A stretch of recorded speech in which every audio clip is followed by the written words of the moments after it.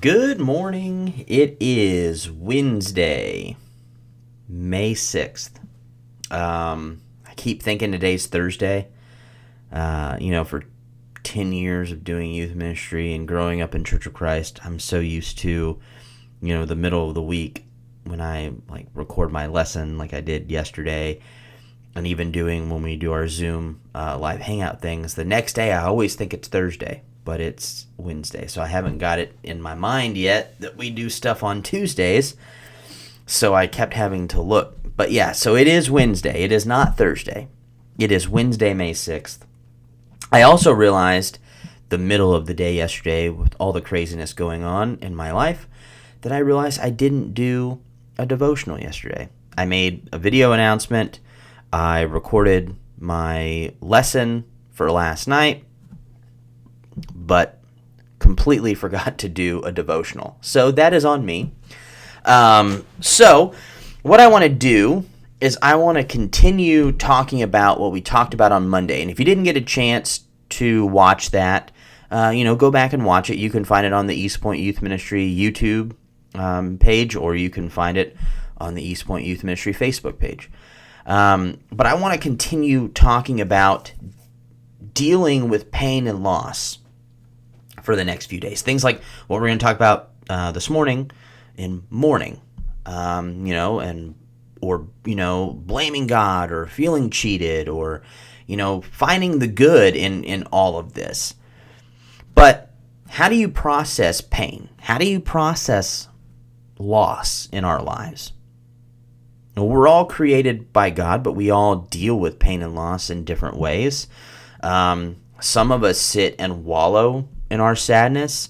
Some people channel it into a more creative outlet, writing songs or doing art or, things like that. Some of us, like me, push it down, like way down, and we act like everything's fine. We try to avoid things. But wherever you fall on that chart of, dealing with pain, we all need to know that it is perfectly fine to mourn.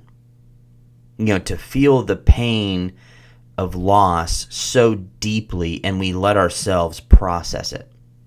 And I don't think we're very good at it as a culture, but I think we can learn by looking at others.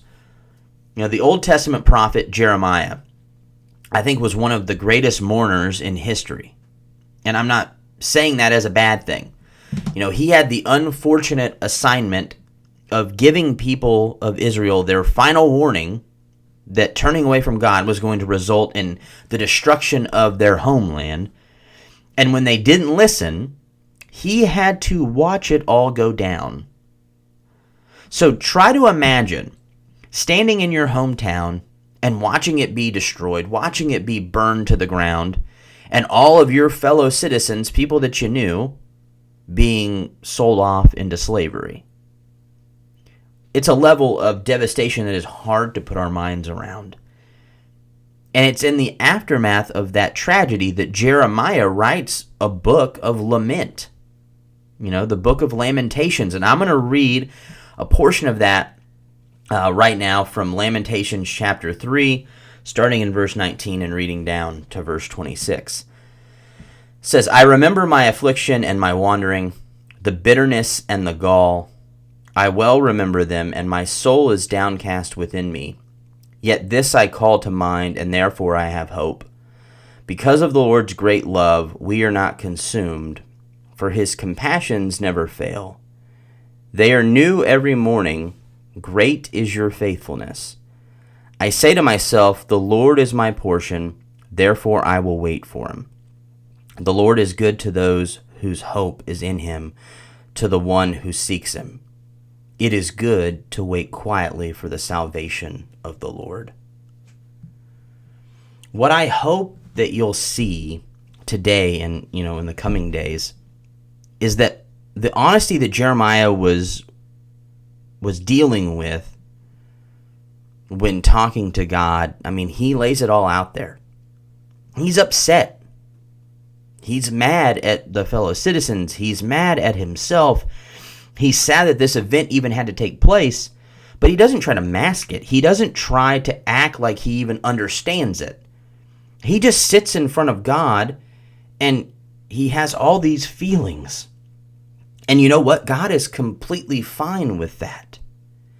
In fact, that's the kind of relationship he wants with every single one of us, where we know that we can say anything to him and he won't be offended or he won't be put off by it. So whatever you're dealing with right now, whatever loss has come into your life unexpectedly, don't run from those feelings. Go to God with everything, going around in your mind, whatever's happening in your heart, and let him know that you just don't get it.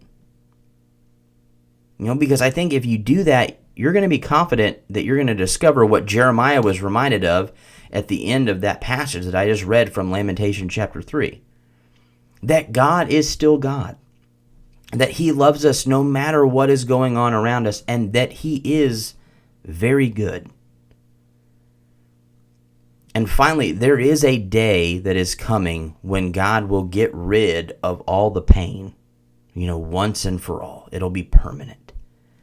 And we have that promise from Revelation chapter 21 and verse 4. And I'm going to read that, but I want to close with this. I kind of want to let this be our encouragement for today. Revelation 21:4 says, "He will wipe away every tear from their eyes. There will be no more death, or mourning, or crying, or pain, for the old order of things has passed away." Let's be thankful for that this morning. And I'll see you guys tomorrow.